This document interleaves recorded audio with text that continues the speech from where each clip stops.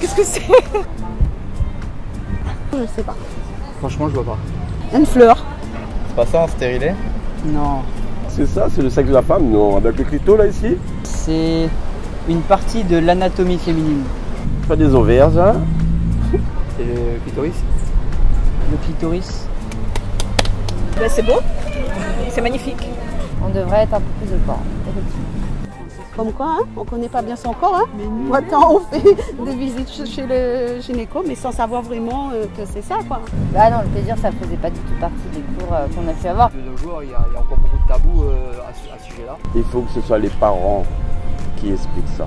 Avec mes parents, on ne parlait pas de ça. Mais je pense que maintenant, les générations de maintenant, ils parlent beaucoup plus facilement de tout ça, sexualité avec les enfants. Et, ah, mon clitoris. Ça va, on est en bon terme tous les deux.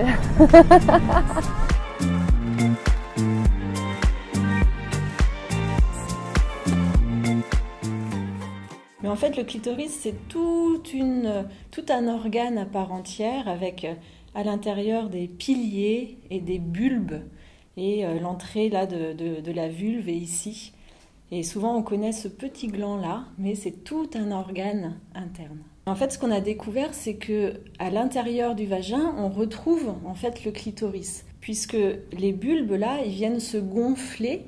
Et quand il y a une pénétration, il y a une stimulation en fait du clitoris. Donc il n'y aurait plus en fait un orgasme clitoridien ou vaginal, puisqu'en fait le clitoris il est stimulé dans tous les cas.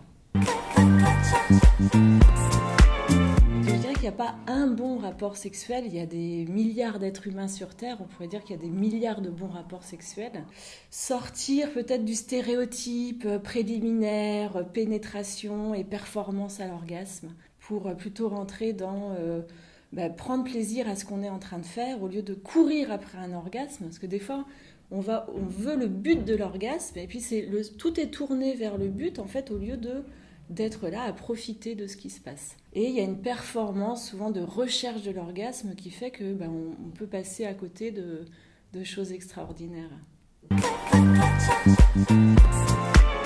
Donc, au niveau du consentement, en fait, il y a le oui, le non, et il y a aussi s'autoriser à changer d'avis, parce qu'on peut avoir dit oui à un moment donné, et puis c'est non, en fait, quelques instants après. Et des fois, on se limite, j'ai dit oui, alors il faut que ça soit oui. Non, ça peut être oui, et puis après non, ou inversement. Alors le slow sex, c'est un super moyen en fait de découvrir comment sortir justement du culte de la performance. Et le slow sex, ça permet en fait de ralentir. Donc il y a de la lenteur et il y a de la détente.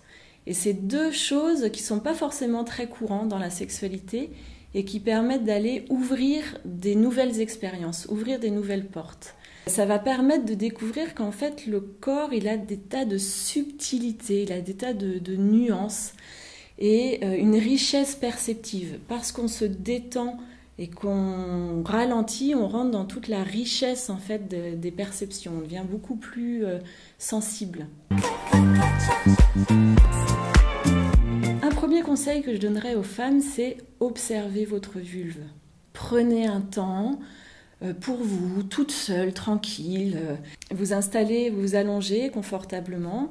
Vous prenez un miroir et vous ouvrez vos jambes et vous posez le miroir. Installez-vous confortablement avec des oreillers, calez-vous et observez votre vulve comme si vous deviez la reconnaître entre 1000 autres. Et rencontrez-vous comme ça. Ça, de mon expérience, c'est quelque chose où on retrouve une forme de souveraineté. Vous pouvez essayer de vous caresser à quelques centimètres de votre peau, sur tout votre corps, mais juste au-dessus de votre peau, et sans vous toucher, mais très très près, et observez quel effet ça a à l'intérieur de vous, dans les sensations physiques de la peau, mais aussi au niveau émotionnel. Vivez l'instant présent, soyez dans l'instant présent. Offrez-vous des moments d'expérience où vous êtes vraiment juste en train de vivre ce qui se passe dans votre corps, sans justement chercher les sensations, mais juste être dans la seconde qui est en train de passer.